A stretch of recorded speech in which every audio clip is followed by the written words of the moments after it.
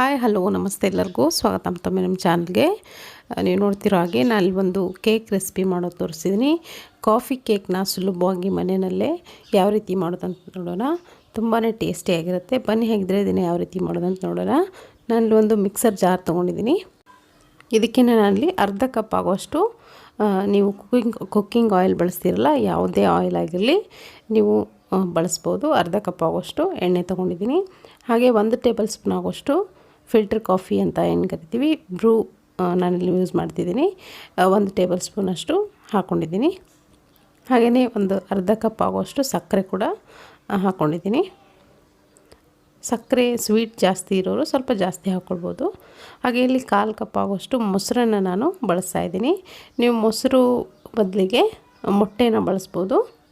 2 ಮೊಟ್ಟೆನ ಇಲ್ಲಿ ಬಳಸ್ಬೋದು. ಇದನ್ನು ನುಣ್ಣಗೆ ನಾನಿಲ್ಲಿ ರುಬ್ಕೊಂಡು ಬರ್ತೀನಿ, ನೋಡ್ತಿರ್ಬೋದು.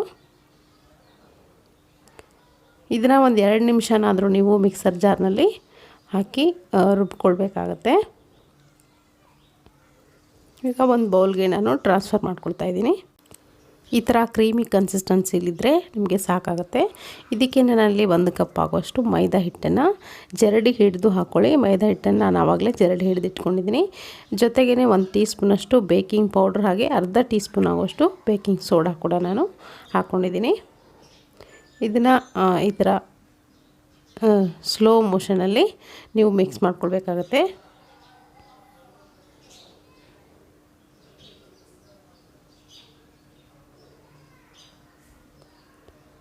ಹಿಟ್ಟು ಚೆನ್ನಾಗಿ ಹೊಂದ್ಕೊಳ್ಳೋವರೆಗೂ ಮಿಕ್ಸ್ ಮಾಡಿಕೊಂಡ್ರೆ ಆಯಿತು.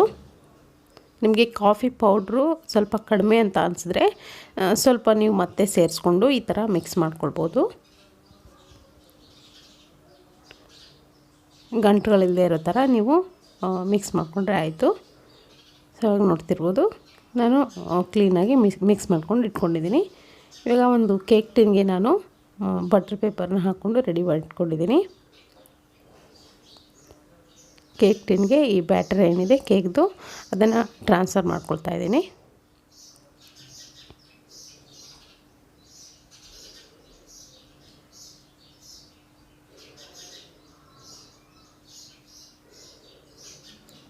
ಕೇಕ್ ಟಿನ್ಗೆ ಬ್ಯಾಟರ್ನ ಹಾಕಾದ್ಮೇಲೆ ಒಂದು ಸರಿ ಟ್ಯಾಪ್ ಮಾಡ್ಕೊಳ್ಳಿ.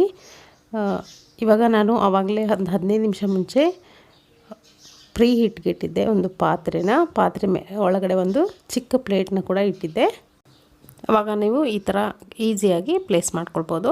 ಇವಾಗ ಲಿಡ್ನ ಕ್ಲೋಸ್ ಮಾಡಿ ಒಂದು 20 ರಿಂದ 30 ನಿಮಿಷ ನೀವು ಲೋ ಫ್ಲೇಮ್ನಲ್ಲಿ ಇದನ್ನು ಬೇಕ್ ಮಾಡಬೇಕಾಗುತ್ತೆ. ಲಿಡ್ನಲ್ಲಿ ಈ ಥರ ಹೋಲ್ ಇದ್ದರೆ ಅದು ಹೋಲನ್ನು ಮುಚ್ಕೊಳ್ಳಿ. ಇವಾಗ ನೋಡ್ತಿರ್ಬೋದು ಒಂದು 30 ನಿಮಿಷ ನಾನು ಬಿಟ್ಟಿದ್ದೆ. ಕೇಕ್ ಎಷ್ಟು ಕ್ಲೀನಾಗಿ ಎಷ್ಟು ಚೆನ್ನಾಗಿ ಬಂದಿದೆ ಅಂತ. ಇವಾಗ ಎಡ್ಜಸ್ನೆಲ್ಲ ನಾನು ತೆಗೆದು ಈ ಥರ ಸರ್ವ್ ಮಾಡ್ಕೊಳ್ತಾ ಇದ್ದೀನಿ.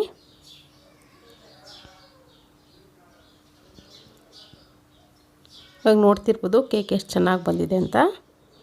ತುಂಬ ಫ್ಲಫಿಯಾಗಿ ಸ್ಪಾಂಜಿಯಾಗಿ ಬಂದಿತ್ತು. ತುಂಬ ಟೇಸ್ಟಿಯಾಗಿ ಕೂಡ ಇರುತ್ತೆ. ಖಂಡಿತವಾಗ್ಲೂ ಇದನ್ನು ನೋಡಾದ್ಮೇಲೆ ನೀವು ಕೂಡ ಒಂದು ಸರಿ ಮಾಡಿ ನೋಡಿ. ನೀವು ಬೇಕಿದ್ರೆ ಇದನ್ನು ಹಾಗೆಯೇ ತಿನ್ಬೋದು, ಅಥವಾ ಇದ್ರ ಮೇಲ್ಗಡೆ ಸ್ವಲ್ಪ ಚಾಕ್ಲೇಟ್ ಸಿರಪ್ ಅಥವಾ ಏನಾದರೂ ಕ್ರೀಮ್ ಥರ ನೀವು ಡೆಕೋರೇಟ್ ಮಾಡಿಕೊಂಡು ಸರ್ವ್ ಮಾಡ್ಬೋದು. ನಾನಲ್ಲಿ ಚಾಕ್ಲೇಟ್ ಸಿರಪ್ ಹಾಕ್ಕೊಳ್ತಾ ಇದ್ದೀನಿ.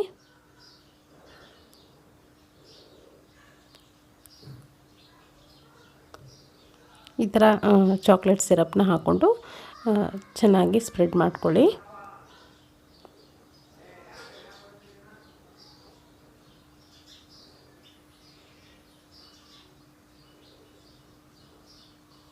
ಇವಾಗ ನೋಡ್ತಿರ್ಬೋದು ಎಲ್ಲ ಕಡೆಯೂ ನಾನು ಚಾಕ್ಲೇಟ್ ಸಿರಪ್ನ ಸ್ಪ್ರೆಡ್ ಮಾಡ್ಕೊಂಡಿದ್ದೀನಿ. ನೀವೀಗ ಇದು ಯಾವ ಶೇಪ್ನಲ್ಲಿ ಬೇಕೋ ಆ ಶೇಪ್ನಲ್ಲಿ ನೀವು ಕಟ್ ಮಾಡಿಕೊಂಡು ಸರ್ವ್ ಮಾಡ್ಕೊಳ್ಬೋದು. ಸೊ ಇವಾಗ ನೋಡ್ತಿರ್ಬೋದು ನಾನಿಲ್ಲಿ ಒಂದು ಚಿಕ್ಕ ಆಕಾರಕ್ಕೆ ಕಟ್ ಮಾಡ್ಕೊಳ್ತಾ ಇದ್ದೀನಿ. ತುಂಬಾ ಟೇಸ್ಟಿಯಾಗಿ ಬರುತ್ತೆ. ಚಾಕ್ಲೇಟ್ ಸಿರಪ್ ಹಾಕಾದ್ಮೇಲೆ ಇನ್ನೂ ಇದ್ರ ಟೇಸ್ಟ್ ಎಕ್ಸ್ಟ್ರಾ ಆಗುತ್ತೆ ಅಂತ ಹೇಳ್ಬೋದು. ಮಕ್ಕಳಿಗಂತೂ ತುಂಬ ಇಷ್ಟ ಆಗುತ್ತೆ. ದಿಢೀರಂತ ಆಗುವಂಥ ಒಂದು ಕೇಕ್ ಅಂತ ಹೇಳ್ಬೋದು. ಮನೆಯಲ್ಲೇ ಇರುವಂಥ ಸಾಮಗ್ರಿಗಳನ್ನ ಬಳಸ್ಕೊಂಡು ನೀವು ಇದನ್ನು ಮಾಡ್ಬೋದು.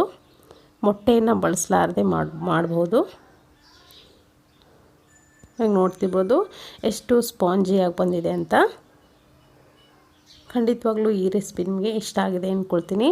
ಇಷ್ಟ ಆಗಿದ್ರೆ ಒಂದು ಲೈಕ್ ಒತ್ತೋದನ್ನು ಮರಿಬೇಡಿ. ಹಾಗೆ ನಮ್ಮ ಚಾನಲ್ಗೆ ಯಾರು ಸಬ್ಸ್ಕ್ರೈಬ್ ಆಗಿಲ್ವೋ ದಯವಿಟ್ಟು ಸಬ್ಸ್ಕ್ರೈಬ್ ಆಗೋದನ್ನು ಕೂಡ ಮರಿಬೇಡಿ. Thank you.